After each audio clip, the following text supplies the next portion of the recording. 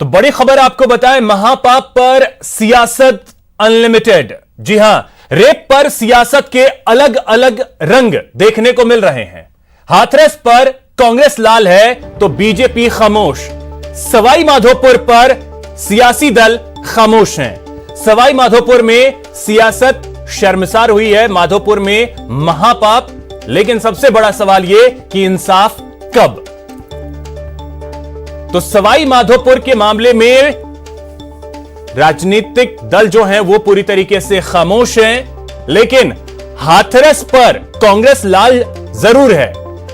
तो रेप पर सियासत के अलग अलग रंग आप देख सकते हैं। और बड़ा सवाल यह कि सवाई माधोपुर में जो कुछ हुआ है और जो महापाप हुआ है उस पर इंसाफ कब होगा।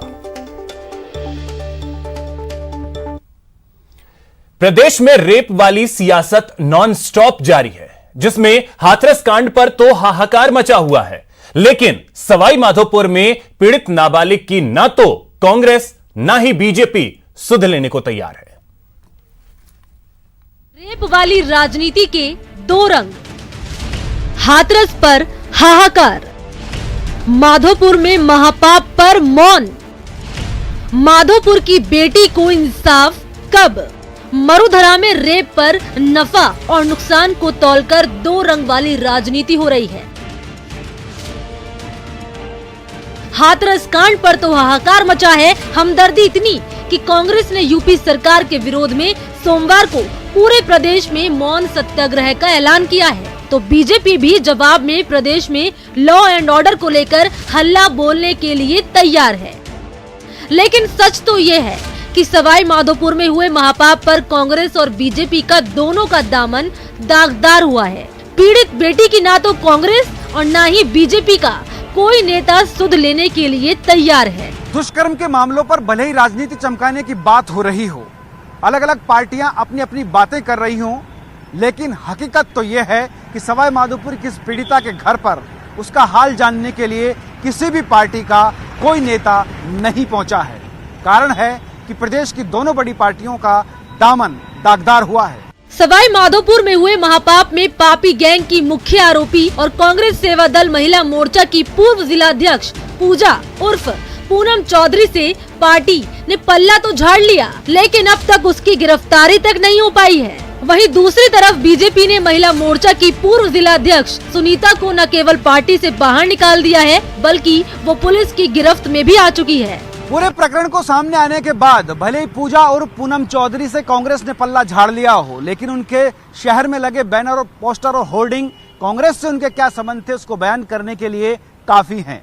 तो वहीं प्रकरण के सामने आने के बाद सुनीता भी भाजपा के रडार पर आ गई और भाजपा ने, उनकी अनुशासन समिति ने उन्हें बाहर का रास्ता दिखा दिया है। कांग्रेस और बीजेपी भले ही नाबालिग के साथ हुए दुष्कर्म मामले में अपना दामन बचाने की कोशिश कर रही है, लेकिन पापी गैंग के आरोपियों के बेनकाब होने का सिलसिला थम नहीं रहा। मिली जानकारी के मुताबिक पीड़िता ने पुलिस को एक और आवेदन देकर पापी गैंग के कुछ और लोगों के नाम बताए हैं। इस पूरे प्रकरण में 5 लोगों की गिरफ्तारी के बाद अब पीड़िता ने एक और परिवाद पुलिस के समक्ष दायर किया है, जिसमें कुछ और लोगों के भी नाम लिए गए हैं जिन्होंने उस पीड़िता का देह शोषण किया है। कुल मिलाकर अब ये कहा जा सकता है कि सवाई माधोपुर पुलिस की रडार पर अब आधा दर्जन से अधिक लोग और हैं जिनकी गिरफ्तारियां किया जाना अभी शेष है। पापी गैंग का डर्टी कनेक्शन कहां तक है, कितने और मासूम इस गैंग के चंगुल में फंसे हैं, इस पर पर्दा उठना अभी बाकी है।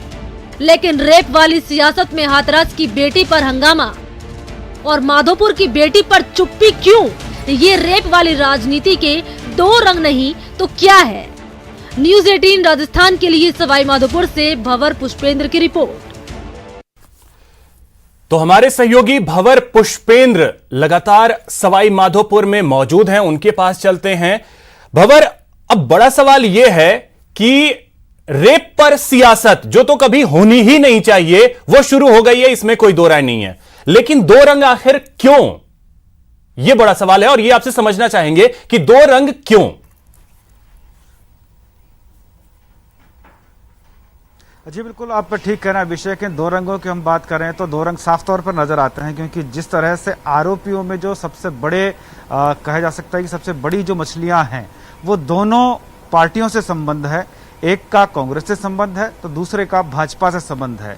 ऐसे में अब डर यह है कि एक दूसरे पर सिर्फ आरोप प्रत्यारोप करने वाली पार्टियां जिस तरह से गठबंधन, शारीरिक शोषण का जो गठबंधन करके रैकेट चलाया जा रहा था, राजनीतिक गठबंधन हमने बहुत सुने, लेकिन राजनीतिक लोग गठबंधन करके सेक्स रैकेट चलाते हो, ये शायद देश में पहली बार सवाई माधोपुर में सुना है। और यही कारण है कि ये दो रंग साफ तौर पर नजर आ रहे हैं। सिर्फ आरोप प्रत्यारोप यूपी और तमाम जगह को लेकर के लगाए जा सकते हैं, लेकिन यहां कोई एक उसके घर जाकर यह सुध लेने वाला नहीं है कि आखिर उस पीड़िता के साथ क्या हो रहा है।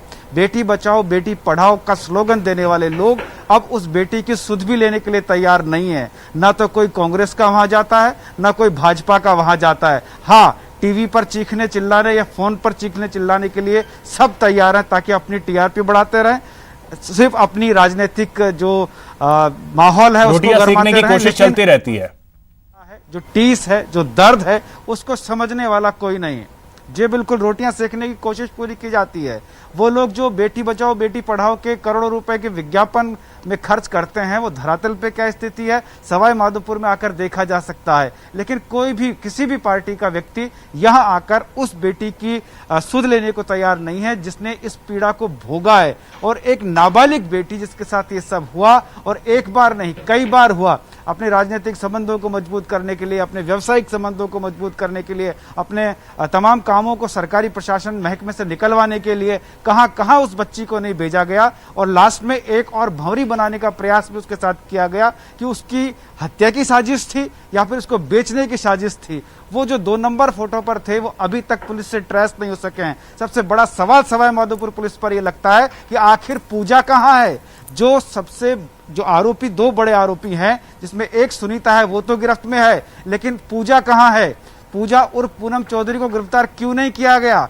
सवाई माधोपुर पुलिस जो इस केस को अपनी आदर्श डायरी में शामिल करने की बात करती है, उसको शर्म है कि आती नहीं कि पूजा को अभी तक गिरफ्तार नहीं कर पाई। 22 तारीख को केस दरअसल अब ये चीजें हो गई है कि शर्म वाली बात तो खैर अब करना ही बेमानी सी लगती है। लेकिन भंवर, एक और अपडेट अगर आप से जानना चाहें, जो बात निकल करके सामने आई कि कुछ और लोगों के नाम पीड़िता ने दिए हैं, जिसमें 5-6 नाम बताए जा रहे हैं, ये कौन है? देखिए, एक और परिवार दिया गया है पुलिस को पीड़िता की तरफ से, जिसमें 2 या 3 लोगों के नाम बताए गए हैं। एक बाइक पर उसको कहीं ले जाना बताया गया है। हालांकि उन नामों का खुलासा पुलिस की तरफ से नहीं किया गया है, लेकिन परिवार दिया गया ये पूरी तरह सच है। उसके साथ और भी लोगों ने ज्यादती की है, ये भी सच है। लेकिन आरोपी अभी तक पुलिस गिरफ्त से बाहर हैं। आदर्श डायरी में शामिल होने वाले केस का आदर्श देखिए कि 22 तारीख को केस दर्ज होने के बाद भी मुख्य आरोपी पुलिस की गिरफ्त में नहीं है। और पुलिस अपनी ढपली, अपना राग कहती है कार्रवाई कर रहे हैं, अनुसंधान जारी है, जल्द गिरफ्तारियां होंगी। कब जल्द, कैसा होता है वो जल्दी? 22 तारीख से आज तक क्या वो जल्दी अभी तक पूरा नहीं हुआ है? बड़े सवाल हैं। और इसमें जिस तरह से पॉलिटिकल प्रेशर है वो भी लोग दबी जबान कह रहे हैं। ये अलग बात है कि कैमरे के सामने कोई बोलने को तैयार नहीं है, क्योंकि दोनों बड़ी मछलियां जो आरोप के घेरे में है वो दोनों मजबूत। भंवर, अब ये भी बड़ा सवाल है कि क्या यही दोनों बड़ी मछलियां हैं या इससे भी बड़ी मछली और है जहां तक पुलिस अभी नहीं पहुंच पाई है? यह भी एक सवाल है। आपसे हर अपडेट लेते रहेंगे और न्यूज 18 की यह मुहिम है कि सवाई माधोपुर की इस बेटी को इंसाफ मिले, उसमें लगातार हम प्रयासरत रहेंगे। आप नजर बनाए रखें, वहां से जैसे और भी कोई अपडेट आते हैं वो आपसे अपडेट लेंगे। फिलहाल बहुत शुक्रिया आपका। तो हाथरस पर सियासत तेज है। सीएम ने बीजेपी पर हमला बोला है। सीएम ने ट्वीट कर बीजेपी को घेरा है और उन्होंने कहा है कि रात को बच्ची का अंतिम संस्कार किया गया। बीजेपी किस हिंदू संस्कृति की बात करती है? रात 2 बजे बच्ची का अंतिम संस्कार दुर्भाग्यपूर्ण है। पीड़िता का शव परिवार को सौंपना चाहिए था। मुख्यमंत्री अशोक गहलोत ने ट्वीट किया है और लिखा है ट्विटर पर, हाथरस में रात को 2 बजे बच्ची का अंतिम संस्कार कर दिया गया। यह लापरवाही हृदय विदारक है और पूरे देश के स्मृति पटल पर हमेशा के लिए छाई रहेगी। रात को पुलिस की देखरेख में आप दाह संस्कार कर दो और मां बिलखती रहे सिर्फ अपनी बच्ची के अंतिम दर्शन के लिए। कोरोना में भी दाह संस्कार के अंदर परिवार वालों को 20 लोगों को जाने की छूट दी गई है। बिना कोरोना के भी अंतिम संस्कार में परिवार को बॉडी पहले सौंपी जाती है। हमारे बॉर्डर पर शहीद होते हैं, उनके पार्थिव देह भी पहले गांव तक आती है, हेलीकॉप्टर से, प्लेन से आती है, विदेशों से भी शव लाए जाते हैं। यह सम्मान देने की बात हमारे देशवासियों के संस्कार, संस्कृति और धार्मिक मान्यताओं के आधार पर हमेशा रही है। यह सब बीजेपी के शासन में हुआ, फिर बीजेपी किस हिंदू संस्कृति की बात करती है?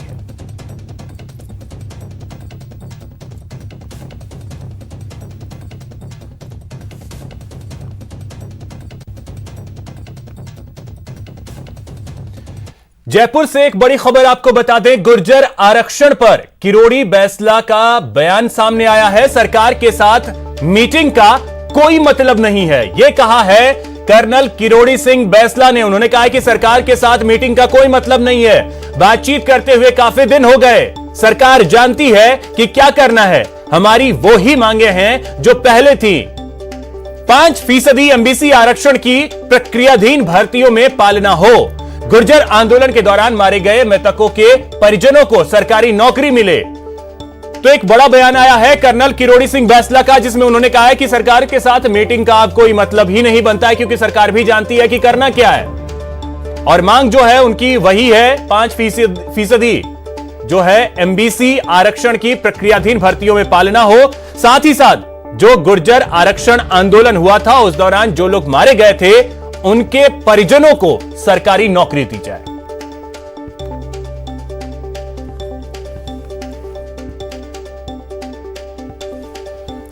अधिक जानकारी के साथ हमारे सहयोगी प्रेम मीणा जुड़ गए हैं। प्रेम, जो बयान दिया है बैसला ने, सरकार के साथ मीटिंग का अब कोई मतलब नहीं, क्या एक बार फिर से ये आरक्षण आंदोलन की सुगबुगाहट है?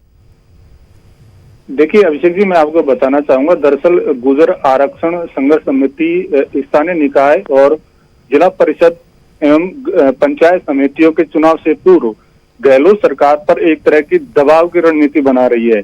उस दबाव की रणनीति के तहत ही कर्नल किरोड़ी सिंह बैसला ने ये बयान दिया है और कहा है कि सरकार उनकी मांगे पूरी नहीं कर रही है।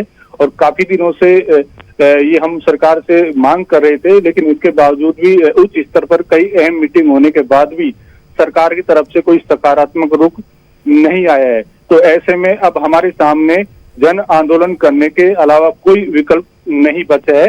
दरअसल आज गुर्जर आरक्षण संघर्ष समिति के पदाधिकारियों ने एक मीडिया से बात की थी और उसमें एक बड़ी बात ये सामने निकल के आई कि गुर्जर आरक्षण संघर्ष समिति के एक बड़े पदाधिकारी एडवोकेट शैलेंद्र सिंह को कर्नल किरोड़ी सिंह बैसला ने नहीं बुलाया है।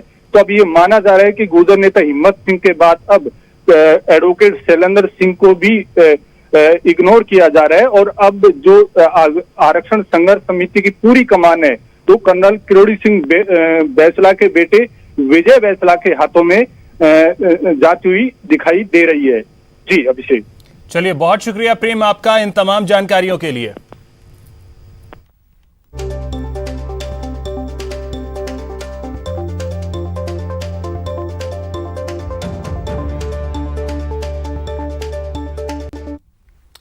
एक बड़ी खबर इस वक्त की आपको बता दें, जयपुर से यह बड़ी खबर है जहां पर विधायक अशोक लाहोटी के घर के बाहर बदसलूकी की गई है। एक युवती समेत 3 ने ड्राइवर को जान से मारने की धमकी दी है, गोली मारने की धमकी यह दी गई है। बदसलूकी के बाद शिप्रापथ एसएचओ ने तुरंत एक्शन लिया है। सूचना पर पुलिस ने तीनों को पकड़ लिया है। तो यह बड़ी खबर, अशोक लाहोटी संगनेर विधायक, उनके घर के बाहर बदसलूकी हुई है। एक युवती समेत 3 लोगों ने ड्राइवर को धमकी दी है। बदसलूकी के बाद गोली से मारने की भी धमकी दी गई है, जिसके बाद शिप्रापथ एसएचओ ने तुरंत एक्शन लिया है और तीनों को पकड़ लिया है। सौरभ गृहस्थी हमारे सहयोगी अधिक जानकारी के साथ जुड़ गए। सौरभ, क्या मामला है ये? देखिए, ऐसी बात जानकारी सामने आ रही है कि 2 युवक और एक युवती, एक युवक उसमें अलवर का है, एक जयपुर का है, जबकि युवती जो है वो भरतपुर की है। जो तीनों शिप्रापथ थाना इलाके में अशोक लाहोटी का जो मकान है वहां पर पहुंचे थे और अशोक लाहौटी से मिलने की गुजारिश जो है वहां पर की गई थी, लेकिन वहां पर जो मौजूद ड्राइवर थे उसने बताया कि आज संडे है, इसलिए आज अशोक लाहौटी जी नहीं मिल पाएंगे, कल आप आइएगा और कल यहाँ पर मिल सकते हैं। तो वो कोई बताया जा रहा है कि कोई ग्रीवेंसेस लेकर आए थे, लेकिन इस दौरान ड्राइवर के साथ उनकी बहस जो है वो ज्यादा हो गई और फिर इस दौरान इन तीनों ने ड्राइवर के साथ बदसलूकी की और कुछ उनके बीच में जो बातचीत जो है वो गर्मा गर्म हो गई। और इस दौरान उन्होंने ये भी कहा, ऐसा आरोप है कि फायरिंग कर देने की बात तक भी कही, जिसके बाद सौरभ जरा साहब को रोकना चाहूंगा, इस वक्त खुद विधायक अशोक लाहौटी जी हमारे साथ जुड़ गए हैं। अशोक जी बहुत स्वागत है आपका न्यूज 18 राजस्थान पर। अशोक जी, एक जानकारी आ रही है कि ड्राइवर को धमकी दी गई है 3 लोगों के द्वारा।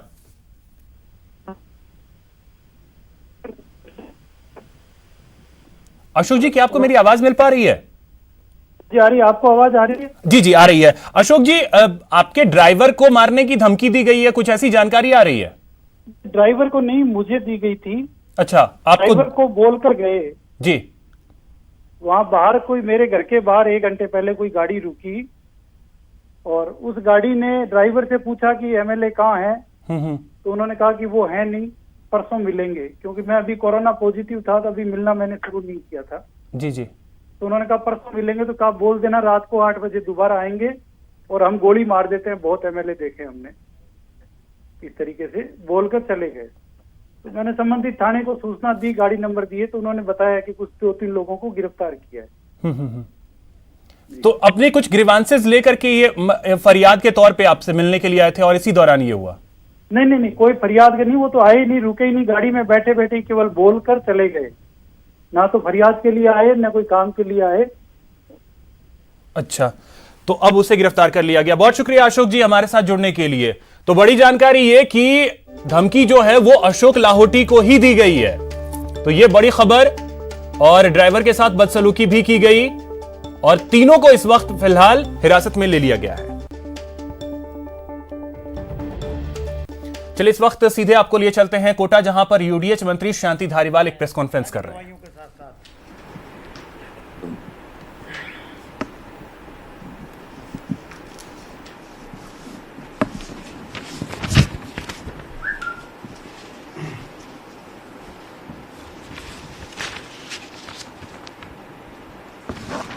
प्लाज्मा डोनेशन को लेकर के हर जगह बहुत अच्छा काम हुआ है और हमारे यहां पे भी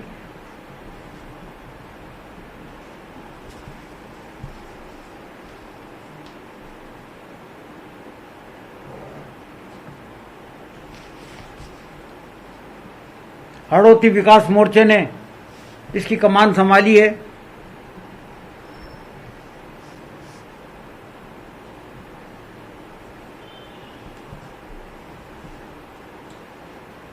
कर्मचारी वर्ग ही नहीं, आम लोग भी प्लाज्मा डोनेशन का काम, आम लोग और चिकित्सा विभाग से जुड़े हुए लोग भी। यहां रुकेंगे एक छोटे से ब्रेक के लिए। ब्रेक के बाद बात शहर शहर आग के तांडव।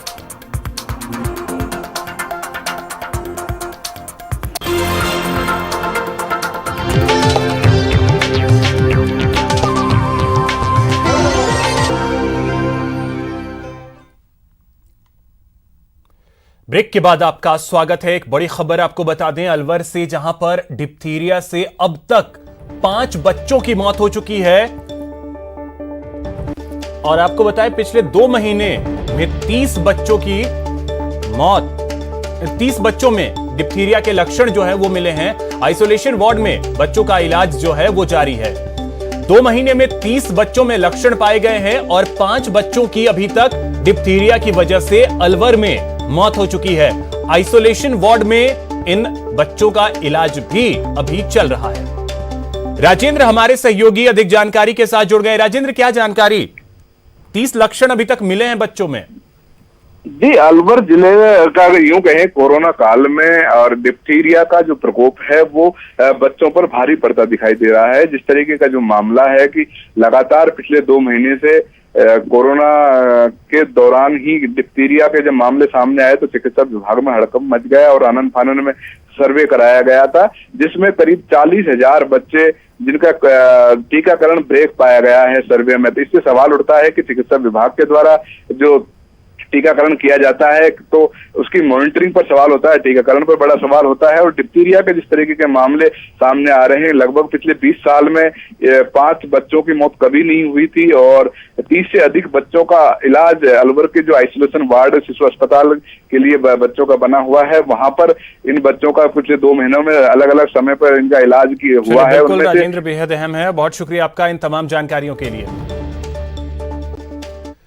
वहीं जयपुर से एक बड़ी खबर आपको बता दी, जहां पर रुई के कारखाने में आग लग गई। आग में झुलसने की वजह से 2 की मौत हो गई है। 2 महिला समेत 4 लोगों को अस्पताल में भर्ती करवाया गया है।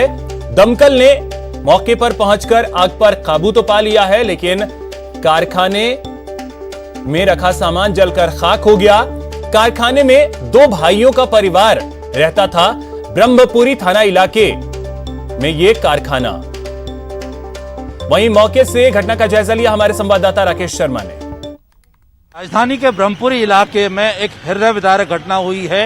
इस घटना में 2 लोगों की मौत हुई है। हम इस वक्त ब्रह्मपुरी थाना इलाके के उस क्षेत्र में खड़े हैं जहां पर जिस मकान में आग लगी है, हम दिखाना चाहेंगे कि ये जो आग लगी है उससे पूरा मकान धुआं हो गया है। यहाँ पर जिस तरीके से जो दर्दनाक मौत 2 लोगों की हुई है उसको लेकर के जो इलाके के रहवासी हैं वो उनमें काफी शोक है। लोग यहाँ पर जमा है कि जिस तरह का हादसा हुआ था उसकी कोई आशंका नहीं थी, लेकिन कहीं ना कहीं कुछ लापरवाही, कोई चूक ऐसी रही होगी जिसके कारण ये दर्दनाक हादसा हुआ है। यहाँ आने के बाद में हमारे को दूसरी गाड़ी आई।